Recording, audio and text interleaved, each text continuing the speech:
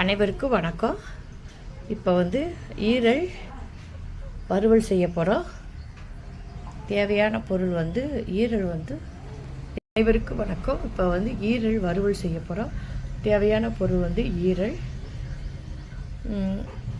மிளகு தூள் 1 ஸ்பூன், ஜீரகத்தூள் 1 ஸ்பூன், மிளகாய்த்தூள் 1/2 ஸ்பூன், மஞ்சத்தூள் 1/2 ஸ்பூன், இஞ்சி பூண்டு பேஸ்ட்டு, உப்பு, தாளிப்புக்கு பட்டை, அன்னாசிப்பூ, சோம்பு, கருவேப்பிலை, 2 பச்சை மிளகாய்.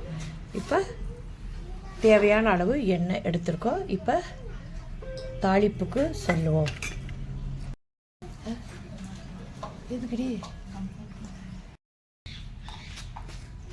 ஈரல் கிரேவி செய்வோம், இல்லை ஈரல் வறுவல் செய்ய போகிற தேவையான பொருள் ஈரல்,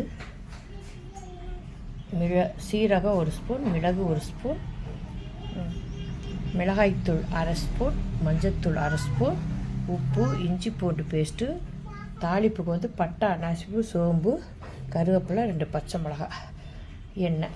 இப்போ நம்ம இதை பூரா என்ன செய்ய போகிறோம்னா, மிளகுத்தூள், ஜீரகத்தூள், மிளகாத்தூள், மஞ்சத்தூள்,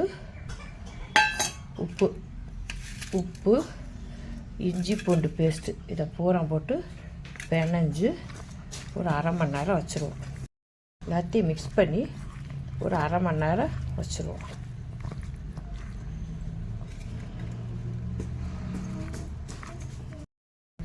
இப்போ அடுப்பில் பாத்திரத்தை வச்சாச்சு. தேவையான அளவு எண்ணெய் ஊற்றிட்டோம். எண்ணெய் ஊற்றினா தாளிப்புக்கு தேவையான பட்டை, அன்னாசிப்பூ, சோம்பை போடுவோம். பொரியட்டும். அன்னாசிப்பூ இது வெடிச்சிருச்சு, பொரிஞ்சிருச்சு. இப்போ இதில் பச்சை மிளகாயும்,